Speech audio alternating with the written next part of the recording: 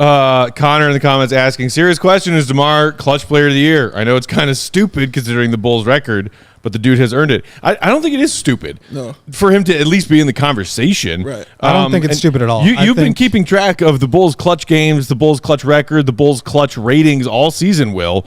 And we know that they have played some of the most clutch games of any team in the NBA, and they have a winning record in their clutch games, and they have a significant net positive rating in their collective clutch minutes this season, whereas they're milquetoast or a little bit negative milquetoast in their non-clutch minutes all season long. And DeMar has so much, if not everything, to do with that. Yeah. Like you saw, or maybe you didn't, but they put up a stat on the broadcast tonight when DeMar got maybe his first bucket of overtime.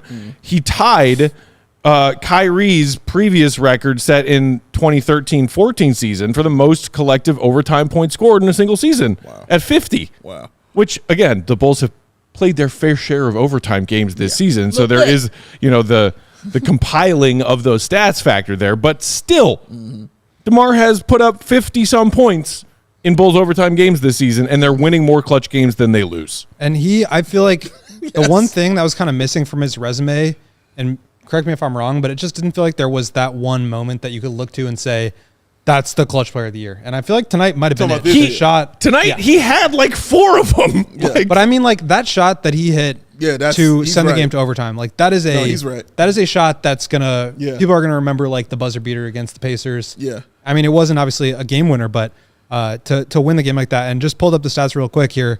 Bulls have played 35 clutch games, which is most in the league. The only person I think he's really in contention with is Steph Curry. Steph has 165 clutch points, shooting 49.5% from the field, 46.7% on threes, 95% at the line. Yeah. DeMar, 161 points, so 4 fewer, shooting 52.2%, 50% on threes, only 6 of 12, but 87% on the line. So the Bulls have won 21. They're 21-14 in the clutch. Warriors are only 18-16. So maybe there's a little bit of a space for DeMar to close the gap there. Obviously, Steph has not played as many games on the year as DeMar. So I think there's a legit argument to be made, but he's probably number 2 right now.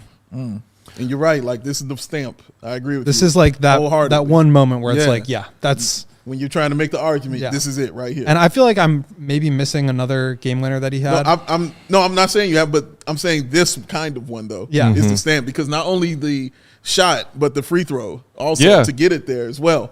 Like, and the difficulty of that. And even the possession before that, when the Bulls were down 3, and they ran that same, like Kobe setting a screen for DeMar, and Kobe flares out, and DeMar just went past. He didn't get doubled and just ended up getting stuck in the trees in the paint, and somehow found his way to the basket and put it in to trim the deficit to 1. Like, that was also just DeMar being clutch DeMar in the final minute of the fourth quarter. Yeah, man. And the other thing about is doing it when it feels like you're not winning the game.